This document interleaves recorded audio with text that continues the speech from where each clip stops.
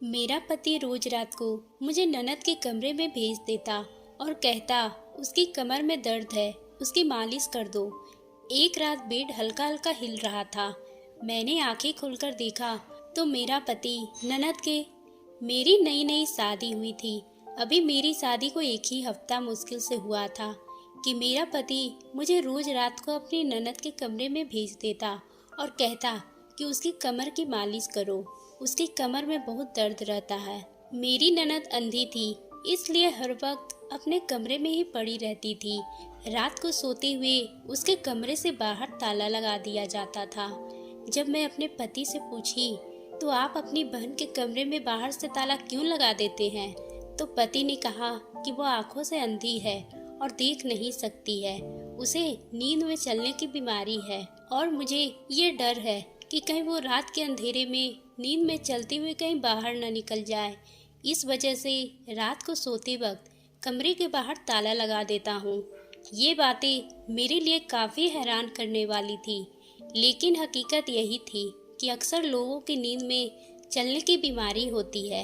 इस हकीकत से मैं नजरें नहीं चुरा सकती थी, मगर जब मैं अपनी ननद को कमरे में मालिश करने जाती तो उसकी मालिश करते करते मुझे उधर ही नींद आ जाती और मैं सो जाती थी। इसलिए मेरे पति कमरे में बाहर से ताला नहीं लगाते थे। शायद वो देखते थे कि मैं अपनी ननद के साथ हूँ और उनका ख्याल रख सकती हूँ, इसलिए वो कमरे के दरवाजे को ताला नहीं लगाते थे। लेकिन मुझे समझ नहीं आता था। मैं तो तेल लगाते ही बिल्कुल बेफिक्र होकर वहीं पर सो जाती और रोज रात खुद यही सोचती थी कि यहाँ पर नहीं सोऊंगी। मेरी नई नई शादी हुई थी, मेरा पति मेरा इंतजार करता होगा, मगर मुझे मालूम ही नहीं हो पाता था। मैं इतनी जल्दी सो जाती थी, मुझे कुछ हो ही नहीं रहा था। जब मेरी आँख खुलती तो सुबह का वक्त हो रहा होता और मैं अपने पति से माफ़ी मांगती थी तो वह मुझसे नाराज़ ही नहीं होता था और बोलता था कि तुम मेरी बहन का इतना ख्याल रखती हो और सारा दिन घर के काम काज करके थक जाती हो और ऊपर से मेरी बहन के मालिश भी करती हो, तो इसलिए शायद वहाँ पर ही थकान के मारे नींद आ जाती होगी। उसमें नाराज होने की कोई बात नहीं है। मैं बहुत खुश थी, मुझे इतना अच्छा पति मिला था, मगर फिर भी मैं ज़्यादा वक्त अपने पति के साथ रहना चाहती थी। मैंने उन सब के दौरान एक बात यह नोट की थी कि मैं दूसरे कमरे में होने के बावजूद अपने कमरे में बजाय बहुत जल्दी नींद सो जाती थी। मैं जैसे उसके कमर की मालिश शुरू करती, मुझे नींद का एक अलग ही नशा छा जाता था और मैं चंद मिनटों में ही नींद की वादियों में खो जाती थी और मुझे बिल्कुल भी आसपास का होश नहीं रहता था। मुझे नहीं पता था जिस तेल से मैं मालिश करती हूँ वो तेल रोज मेरी ननद के साइड टेबल पे कैसे मौजूद होता था। मैंने इस बात के बारे में एक दो बार अपनी ननद से पूछा, लेकिन उसने जवाब देना जरूरी नहीं समझा था। उसके बाद मैं चुप हो गई। फिर ख्याल आया शायद अमन ये तेल यहाँ पर रख जाते होंगे, क्योंकि उन्हें अपनी बहन की बहुत ही फिक्र रहती थी। एक रोज मैं जिस वक्त ननद के कमरे में जाती थी तो उस वक्त से पहले थोड़ा पहले मैं आ गई थी। मैं कमरे में दाखिल हुई तो मेरी ननद की पीठ मेरी ही तरफ थी। वो साइड टेबल पे रखकर तेल के साथ कुछ कर रही थी, लेकिन जैसे ही उसको मेरी आहट महसूस हुई उसके हाथ एकदम ही रुक गए थे। वो हाथ पैर मारने लगी थी। मैं उसको ये करता देख एकदम से चौंक गई थी। लेकिन ऐसे लोगों की सोच ज़्यादा तेज होती होगी। वह लोगों की सांसों से, उनके कदमों की आहट से पहचान लेते हैं कि वहाँ कमरे में कोई और भी है, और यही सोच उनके साथ भी हुई और हाथ पैर मारते हुए बेड पे बैठ गई। लेकिन मेरी सोच मुझे कुछ गलत होने का इशारा दे रही थी। मैंने सबकी निगाहें टेबल पर रखे तेल और बेड पर बैठी अपनी अंधी ननद को देखा और खामोशी से तेल उठाकर उसका मालिश करने लगी।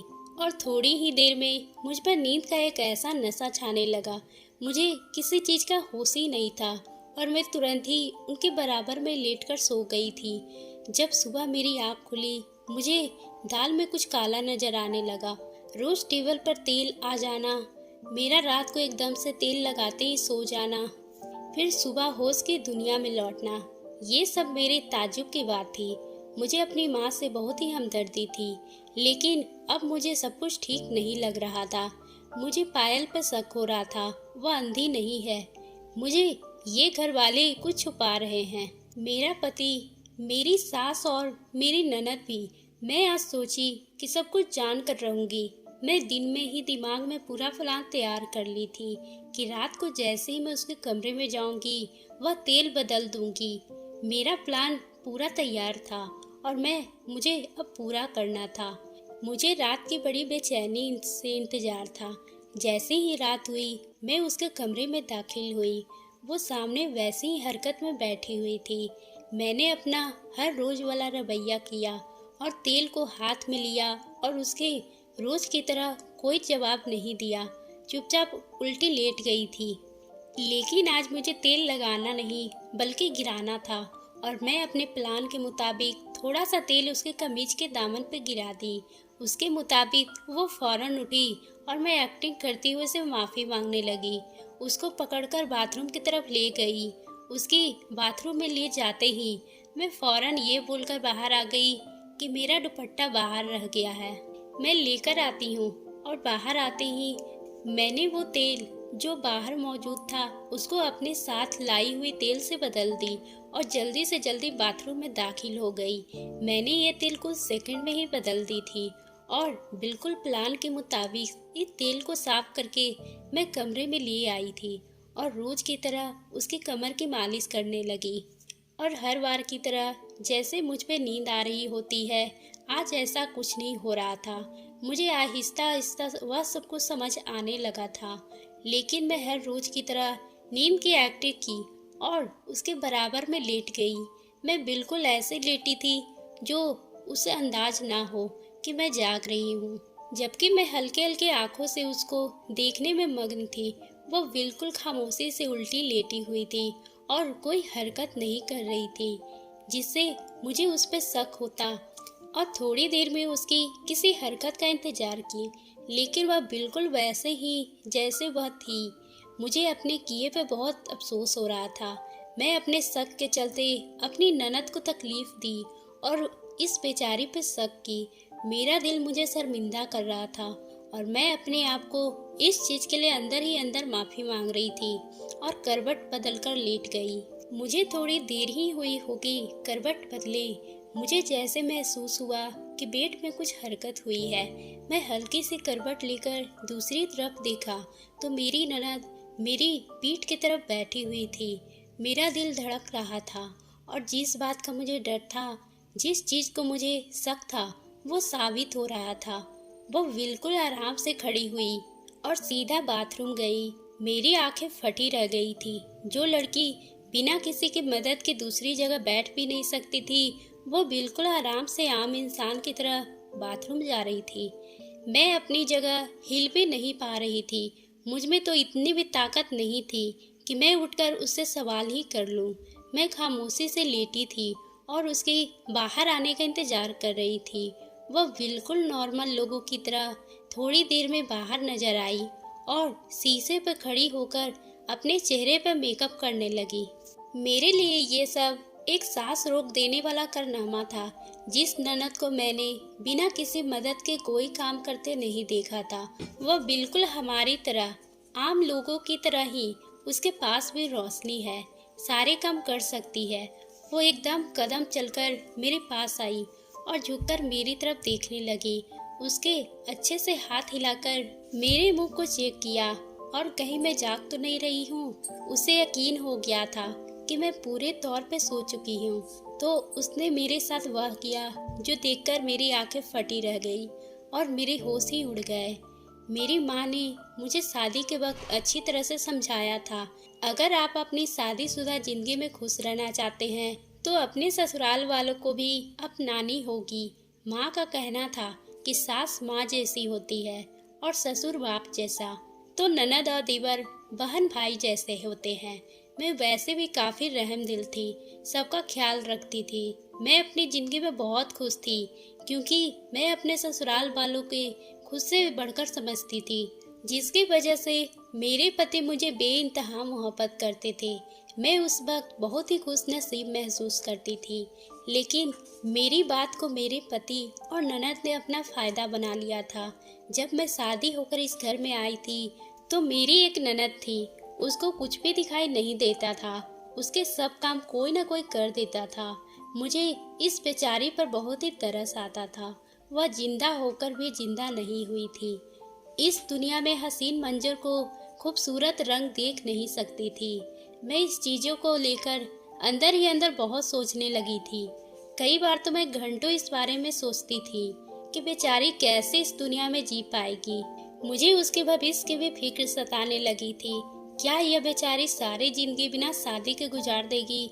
मैं इस बारे में अपने पति से भी बात करती थी, लेकिन उन्होंने भी मेरी सारी बात सुनने के बाद भी इतना ही कहा था कि ज़्यादा परेशान मत हो, एक दिन सब कुछ ठीक हो जाएगा। उनकी बात सुनकर मैं खामोश हो गई थी। शादी के कुछ ही दिनों गुजरे थे।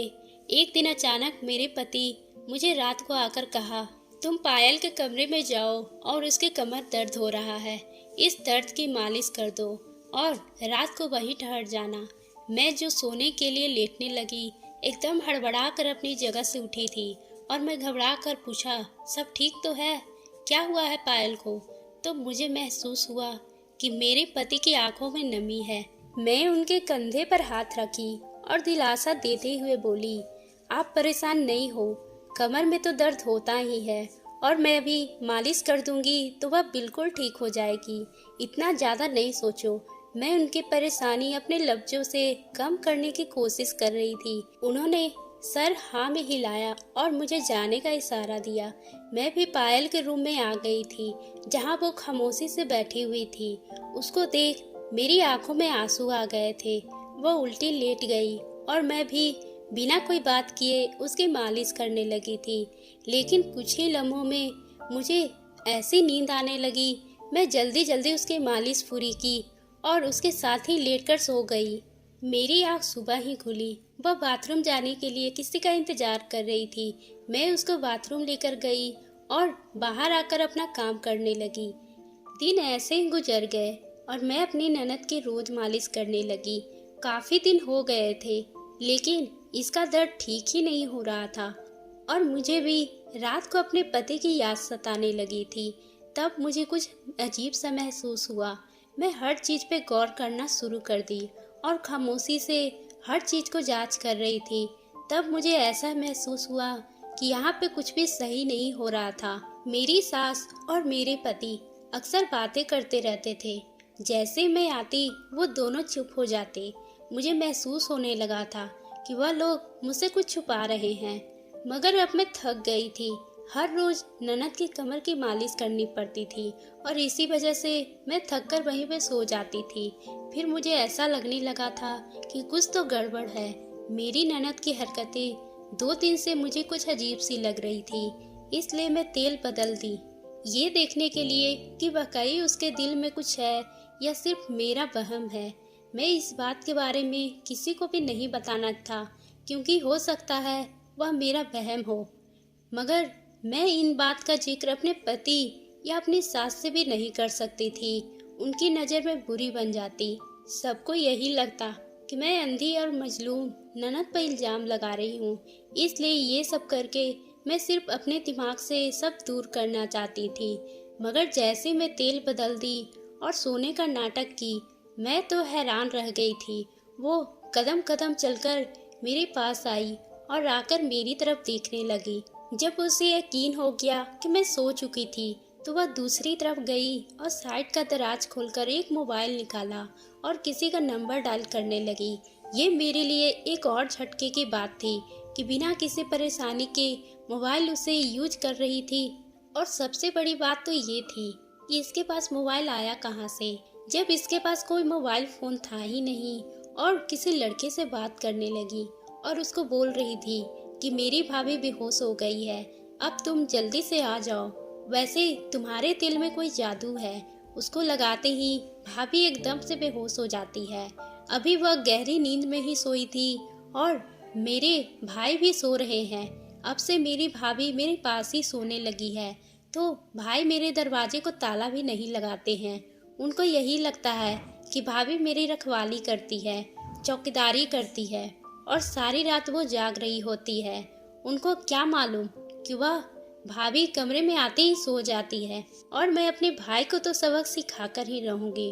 उनको लगता है कि कमरे में बाहर से ताला लगाने से, सिर्फ मोबाइल छीन लेने से मैं उनकी बात मान लूंगी, लेकिन यह उनकी भूल है।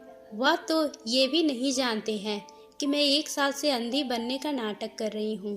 अगर उनको जरा से भी भनक पड़ी, वह मुझे मार डालते। उनको यही लगता था कि इस हादसे से मेरी आंखें चली गई है। ये सब सुना ही था कि मैं और हैरत में पड़ गई। मुझे यकीन नहीं आ रहा था कि पिछले 1 साल से मेरी ननद अंधी बनने का एक्टिंग कर रही है, करके घर वालों को बेवकूफ़ बना रही है और सबकी हमदर्दियाँ बटोर रही थी।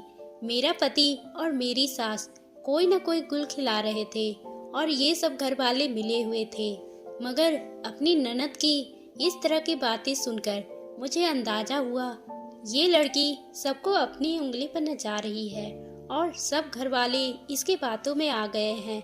मेरा दिल कर रहा था कि इसकी बातों को इस वक्त उठूं और शोर मचा दूं, सारे घर वालों को इसकी हकीकत बता दूं, मगर ना जाने क्यों मैं फिर सोची कि चुप रहती हूँ, शायद ये सही वक्त नहीं था। तो लड़की इतने वक्त से सारे घर वालों को बेवकूफ़ बना रही थी तो कुछ भी कर सकती है।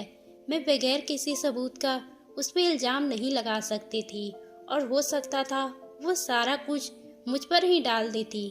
उसके बारे में मैं अपने पति से कुछ भी नहीं कह सकती थी।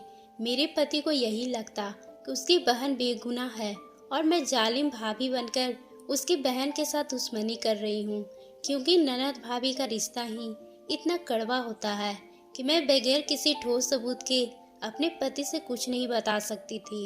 इसलिए मैंने बेहतर यही समझा इसी तरह सोने की एक्टिंग करती हूँ और मेरी ननद कुछ देर इस लड़के से फ़ोन पे बातें करती रहती और उसको बार बार घर आने का कह रही थी। लड़का शायद आगे से डरा हुआ था, इस तरह रात के अंधेरे में घर के अंदर नहीं आना चाहता था क्योंकि उसे पकड़े जाने का डर था। तब मेरी ननद उसे बोल रही थी, तुम परेशान मत हो, मैं सारे घर वाले को नशा देकर बेहोश कर दूंगी और तुम आराम से मेरे घर में चले आना। इतने वक्त से हमारी मुलाकात नहीं हुई है। ये बातें सुनकर मुझे बहुत ज़्यादा अफसोस हो रहा था। बेवकूफ़ लड़की कैसे रात के अंधेरे में सारे घर वालों को बेहोश करने का प्लान कर रही थी और गैर लड़की को अपने कमरे में बुला रही थी। ऐसा लगता है जैसे सारी बेवकूफ़ी इसके दिमाग में हावी हो गया है। ये इसका भूत इस कदर इस पे चढ़कर बोलने लगा है, इसे कुछ भी सही गलत का अंदाजा नहीं हो रहा है और इस लड़के को बगैर देखे समझ सकती है कि उसके साथ सिर्फ वक्त गुजार रहा है। वह लोग कुछ देर तक बातें करते रहे। एक वक्त आया, मेरी ननद की आवाज़ पूरी तरह से नशे में डूबी हुई थी। मुझे उनकी बातें सुनकर बहुत ही शर्म आ रही थी। मेरी ननद पूरी तरह से इस लड़के के चुंगल में आ चुकी थी। अब उनका सिर्फ एक ही हाल था कि उसकी सच्चाई सारे घर वाले के सामने आ जाती। मैं चुपचाप खामोशी से लेटी रही और सुबह होने का इंतजार करती रही। उस रात मुझे मालूम हुआ कि रात कितनी लंबी थी, जो खत्म होने का नाम ही नहीं ले रही थी। जिस तरह मुझे सुबह होने का इंतजार था, ये रात इतनी लंबी होती जा रही थी। मुझे बहुत डर लग रहा था कि पायल बहुत खतरनाक लड़की थी या फिर शायद इश्क में पागल थी। फिर इतना तो मैं समझ गई थी कि मैं सबके पीछे जरूर कुछ ना कुछ बातें हैं। तो मेरी ननद इस हालत में पहुंच गई है। वो अंधे होने का नाटक करने लगी और खुद को कमरे में रखती है और सारे घर वालों से रिश्ते नाते तोड़कर बैठी हुई है। सारी रात मेरी कांटों से गुजरी थी, जबकि मेरी ननद तो सुकून से सो रही थी। जैसे ही मैंने देखा कि खिड़की से सूरज उगने लगा, मैं चुपचाप से उठकर कमरे से बाहर निकल आई। जब मैं अपने कमरे में आई तो मेरा पति उठा हुआ था। मेरे पति मेरी तरफ देखा और पूछा, क्या हुआ है, तुम ठीक तो हो? परेशान लग रही हो। मगर मैं उसे कुछ नहीं बता सकती थी। मैं बस इतना ही कही कि मुझे सारी रात नींद नहीं आई है। मेरा पति उठकर बाहर चला गया और मैं इस मामले के बारे में सोच रही थी कि किस तरह अपनी ननद की हकीकत अपने पति और सास के सामने लाऊं। तब मेरे दिमाग में बस एक ही बात आया। अगली रात जब मैं अपनी ननद के कमरे में सोने की एक्टिंग की, अपना मोबाइल अपनी ननद से छुपाकर ऐसी पोजीशन पे रख दी जिससे सारा कमरा नजर आता था। मेरी ननद अब बेफिक्र होकर कमरे में घूमती फिरती थी और फोन पर बातें करती थी, क्योंकि उसको यकीन हो गया था कि मैं बेहोश हो जाती हूँ और उसकी कोई बात नहीं सुन सकती हूँ, किसी किस्म की कोई हरकत नहीं करती हूँ। और इसी वजह से उसके इस बात पे ध्यान ही नहीं दिया था और मैं सुबह होते ही अपने मोबाइल उठाई और बाहर आ गई और वीडियो देखा तो सारा मंजर ऐसे ही था। मेरी ननद अब कमरे में मज़े से घूम रही थी, मेकअप कर रही थी और तैयार हो रही थी और उसे लड़के के वीडियो कॉल पे बातें कर रही थी और उसकी सारे बातें मोबाइल में रिकॉर्ड हो गई थी। शुक्र है कि मेरी ननद को इस बात का पता ही नहीं चला और मेरे हाथ सबूत लग गया था। मुझे अच्छा नहीं लग रहा था कि मेरी ननद मेरे पति के आंखों में धूल झोंकती। मेरा पति सारा दिन घर से बाहर रहता था और मेहनत करता था, सब घर वालों का ख्याल रखता था और सबसे ज्यादा परेशान अपनी बहन के लिए ही थे। मैं अपने पति से बहुत मोहब्बत करती थी, उनको बेवकूफ़ बना ये मुझसे बर्दाश्त नहीं हो रहा था। सुबह होते ही मैंने अपने पति को ननद के बारे में सब कुछ बता दी। मेरा पति गुस्से से देखने लगा, उसको इस बात पे बिल्कुल भी यकीन नहीं हो रहा था और उसने मुझसे कहा, मैं तुम्हें रोज अपनी बहन की मालिश करने के लिए भेजता हूँ तो तुम्हें बुरा लगता है, तुम्हें ये बात अच्छी नहीं लगती और इस वजह से तुम ये बहाने बना रही हो। चाहो तो उसके कमरे में मत जाओ। मैं जानती थी कि मेरा पति इतनी जल्दी मेरी बातों पे यकीन नहीं करेगा, इसलिए मैंने अपने पति को वीडियो दिखाई। जैसे जैसे उनको देखा उनके चेहरे के रंग बदलने लगे, गुस्से से ज़्यादा उनके चेहरे पे दुख और तकलीफ दिखने लगी थी। हालांकि मैं अपने पति को दुख नहीं दे सकती, मगर हकीकत भी उनके सामने लाना बहुत ज़रूरी था। उससे पहले मेरी ननद को एक गुल खिलाती।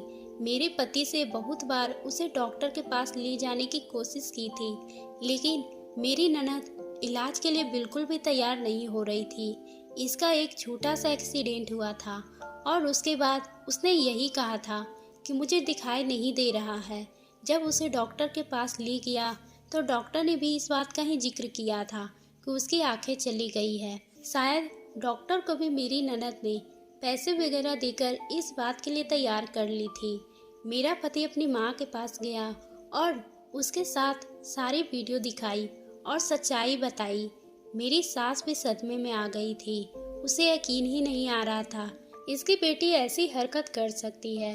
तब मेरी सास ने मुझे बताया कि मेरी बेटी की हरकतें सही नहीं थी और इसका लड़कों से मिलना था। वह सब कुछ अजीब किस्म की लड़की थी और कुछ कॉलेज में बुरी संगत का असर था।